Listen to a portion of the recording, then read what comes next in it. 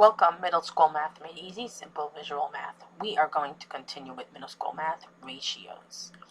So what is a ratio? A ratio is, you don't need to copy this, a ratio is a comparison of two quantities by division, and we can write it in three ways. And what does this really mean? So before we go to an example, please understand if you are teachers or homeschooling guardians, I have made math worksheets with middle school math, with visuals and steps and supports for your students. You can get them on Amazon, Teacher Pay Teacher. Follow me on Pinterest. All the links are below. Make sure you hit the subscribe button and hit the notification bell. Okay, back to a ratio. So what does this really mean? A ratio is a comparison of two quantities by division. So here's an example of two logos, and if I asked you to compare them, so we can all notice different things, how they are different. We can say logo A is bigger than logo B. Logo B is smaller than logo A. I just made a comparison. So a ratio is just a comparison, but when we compare, we're not comparing using the words bigger or smaller. We are using division. And you might think that's a little weird and odd, but it comes up all the time when you're baking and cooking. The ratio of cups of flour to sugar. It comes up for many different situations in life, and most of all, when we talk about ratios, eventually we use proportions. Those are all things you're going to get to as you get older, and you're going to see how it's really useful. Here is a bunch of things that I wrote down, how ratios are used in real life. So let's jump into an example. Here's an example. There are 5 boys and 3 girls. And before I continue, I just want to point out, when you're dealing with ratio problems with smaller numbers, you can always create a visual. Like here, over here below, I wrote a visual.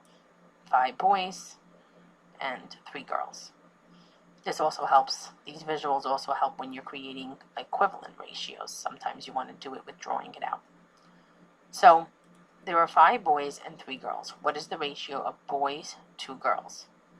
What is very important here is look for the word to. T-O. This tells you the order. So what this means is we are going to write the ratio of boys to girls, and we're going to use the numbers above given to us. We see that the numbers are 5 boys and 3 girls. So we're going to use the number 5 and the number 3. But order matters in a ratio. It is very important that you write the ratio in the correct order. So what order do we put this in? Do we write 5 first or 3 first? The way that we know which order is we look at the end of the question and we see which unit, which thing that we're comparing, boys or girls, comes before the word to. Boys comes before the word to. Let me use a different color. So we are going to write the boys first. So the boys is 5. So I'm going to write 5 first. And one way to write a ratio is with the word to. So I can keep this word to. 5, 2. And then after the word to is girls. So that comes second. 5 to 3. So the ratio of boys to girls is 5 to 3. Now there are 3 ways we can write the ratio. We can write it like this. We can write it with a colon. So we can write 5 to 3, and we still read it as 5 to 3. The word to. We still read it as 5 to 3. It's just that we can write it with a colon instead. So if you see it with a colon, you're still going to read it 5 to 3 as if the word to is in between. And another way we can write it is with a fraction bar, but fraction sometimes is different than a ratio. And I'm not going to go into that now. So these are the 3 ways to write the ratio. You can write 5 with the bar over 3 because we're comparing using division. This is division. 5 with the word to, 3, and 5 colon 3. It all says the same thing we read. This is the ratio of boys to girls. 5 to 3, 5 to 3, 5 to 3. Now let's do another example, because we're not always going to write that first. So we said there were 5 boys and 3 girls. What is the ratio of girls to boys? we're looking for the word to. That will tell us the order.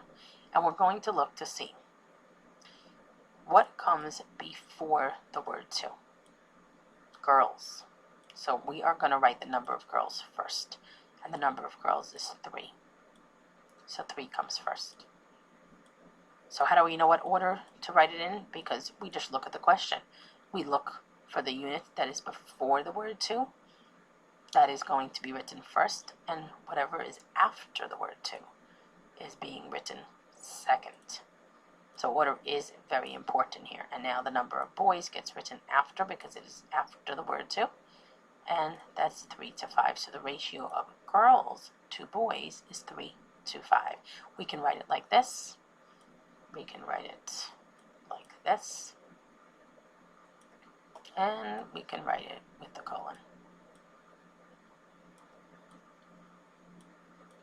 Okay, I want to do one more example because you're not always going to have a ratio with just the numbers given. So let's look at another example. Remember, you can get these worksheets on Amazon, Teachers Pay Teachers. All the links are below. Make sure you hit the subscribe button and hit the notification bell. So here's another example. There are 5 boys and 3 girls. What is the ratio of boys to the total? So we're going to look for our word to. And we're going to see what is before the word to. Oh, I meant to take a different color. So before the word to is boys, and the number of boys is 5. So we're going to write 5. 2.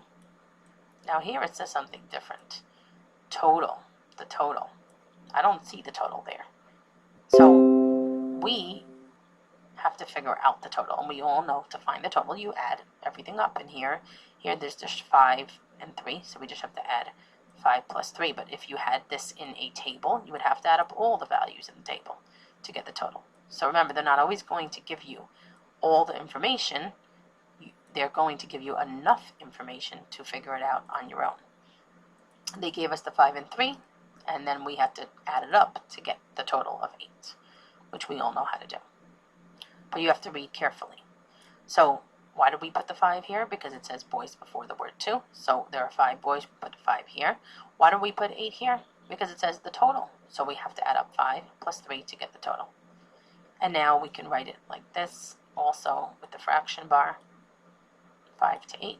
And we still read it 5 to 8, and with the colon, 5 to 8. Okay, this is basic ratios. I hope this was helpful. Please don't forget to subscribe and hit the notification bell. Follow me on Pinterest. You can go on Amazon Teacher Pay Teacher to get more worksheets with visuals. Please check it out. The links are below. And I have linked another video to this up here.